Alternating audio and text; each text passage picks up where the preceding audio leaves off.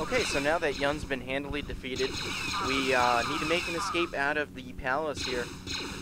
You'll notice that we now have a couple new force powers. We've got Force Jump and the incredibly useful Force Pull, which I just used to disarm a couple stormtroopers really quick. The best part about Force Pull is that you get some very funny comments from the stormtroopers. Like right there, the stormtrooper said, "Abandon your post." Basically, they don't know what to do once the gun has been ripped from their hands. They don't realize, hey, you know what? I can just run right over and pick up the gun that you just pulled out of my hands and start shooting you again. Stormtroopers apparently are not very smart in that regard. They are just going to run around and not even try and take a swing at you. They're just going to be like, "Ah, abandon your post, ah." But apparently that's why they're stormtroopers, is because they're not very smart. And that's what makes it so much fun to torture stormtroopers. I don't know about you guys, but torturing stormtroopers is probably one of my favorite pastimes. I enjoy that more. Well, I'm not going to say I enjoy it more than certain things, but you know what I mean. I enjoy it more than a lot of stuff. I enjoy it a lot more than a goddamn root canal, that's for sure. But regardless.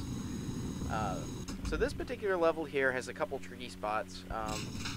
You're gonna see them as I come to them. It also this is the first level that introduces enemies with rail detonator guns, and essentially what those are, they are highly powered weapons that shoot basically a charge at you, and the charge has a timer on it, and it explodes when it detonates. And it's a pain in the ass.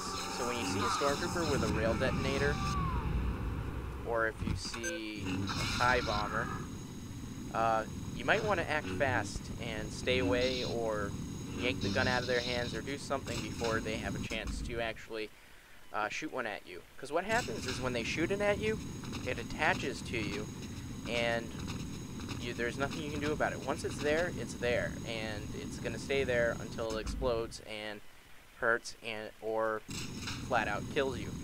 So always use caution when you approach those types of stormtroopers in this level. They are pain in the ass. So we're going to be making our way up and out of this thing now.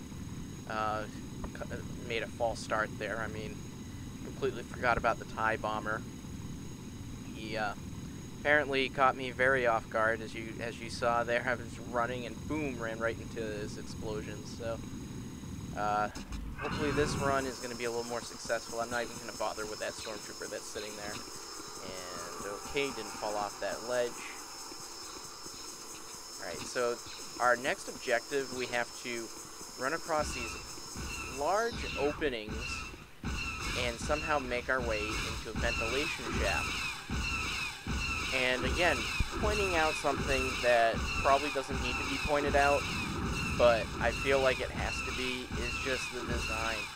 Who designs buildings that have these gigantic ventilation shafts like this? And why are they, like, I understand, it's probably like a ventilation thing, but at the same time, why does it need to be so big? Like, why? Why does it need to be so big? Why does it have to be so precarious that, like, if you were to walk on it and you weren't being attacked, you would still feel like you were gonna, like, fall in? And why is, like, the only way to get into the facility like that? Seriously, like, there's no, like, side door or, like, some access from the roof aside from that? Are you serious? How in the hell did those stormtroopers get up there in the first place, if that's the way it was? And this is another secret area right here. There's this little hole in the ventilation. You just kind of plop in and grab it. Some shield units. Always helpful.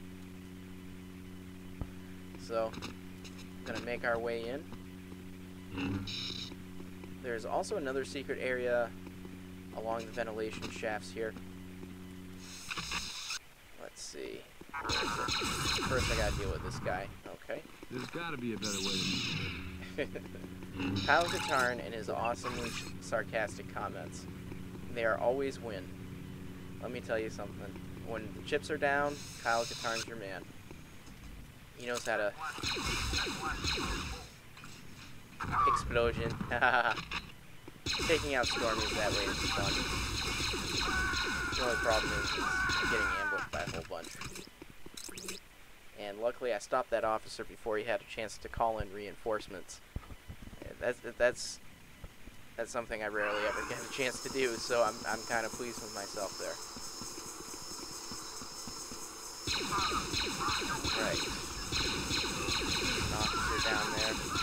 Unfortunately, the game's AI, if you take out an officer, the stormtroopers don't really disperse or, like, lose morale like they would in, like, a later game. They essentially just keep following the same behavioral patterns as in any other game, so they just point and shoot, point and shoot, point and shoot, point and shoot. Point and shoot some more, shout out, kill the rebel, or set blasters on full, or get that Jedi scum, or something to that effect. But they have no sense of, hey, our leader just died. We better get our asses out of here and save ourselves. Hey, that's a good idea, Stormtrooper Bob. Alright, let's save ourselves.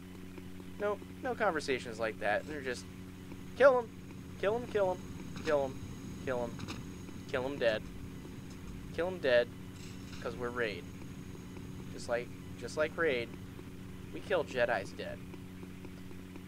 And here's a spot here. You have to jump on these elevators as they're moving up, and it's kind of a pain in the butt to do this spot without actually, like, killing yourself numerous times, simply because one false move and you're toast. You basically fall. And you fall through this thing, kind of like Cloud City in Empire when Luke fell through the thing.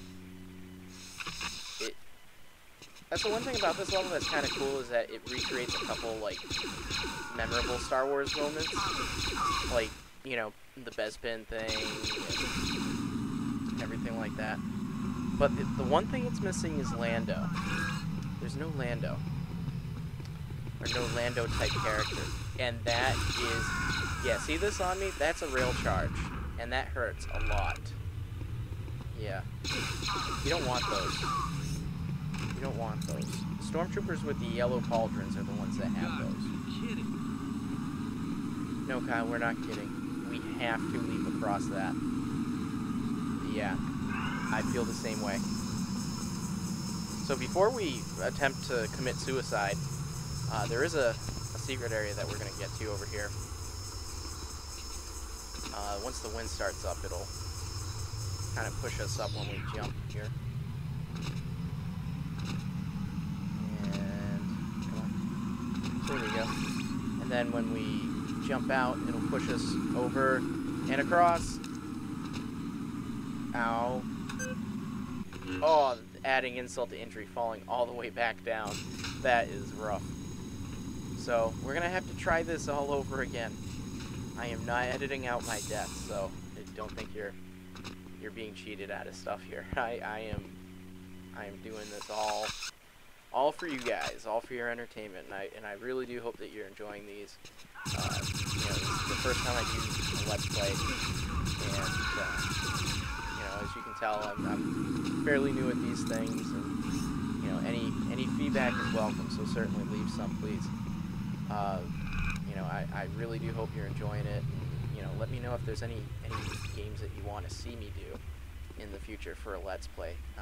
You know, as you know, I work on mostly reviews, but I figured I was gonna treat everybody to a very special, you know, Let's Play for Jedi Knight. I thought this game was deserving of more than just a straightforward review like I gave to Dark Forces, because Dark Forces was a game I was very tempted to just play the whole thing through and post all of it, but I decided to do it with Jedi Knight just because of how special this game is to me, how great of a game it is, and you know, I hope that, you know, this for those of you who haven't had a chance to play this, I hope this kind of inspires you to pick it up, either download it on Steam or what have you, but make sure you do it legally, you know, no pirating.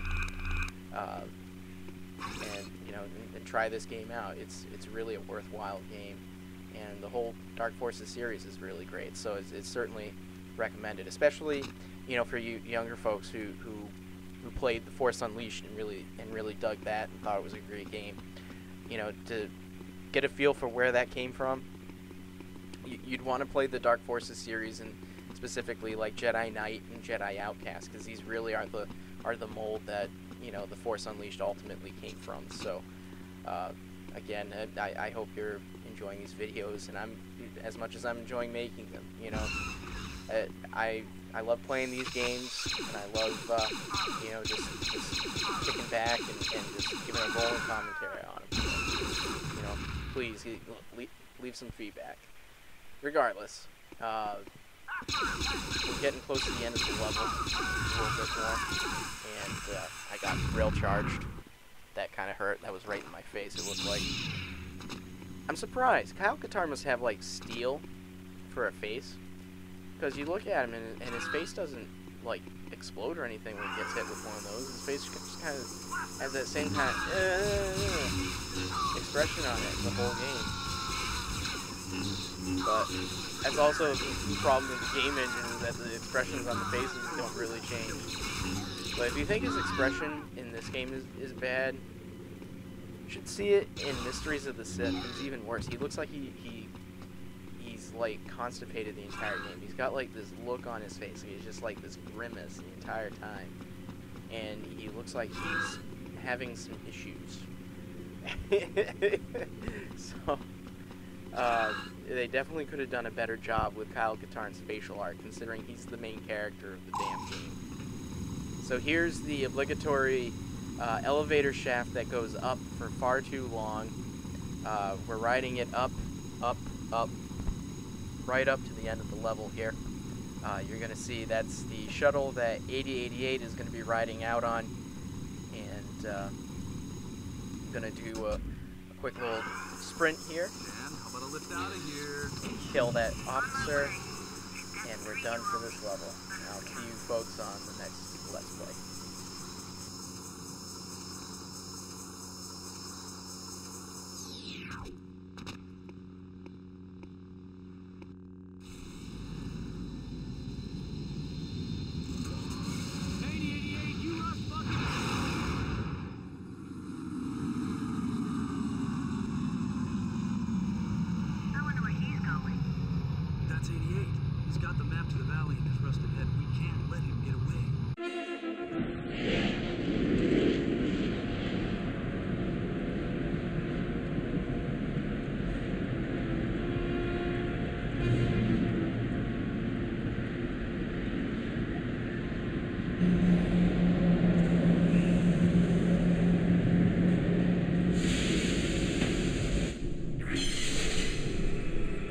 I'm here for my well-deserved payment.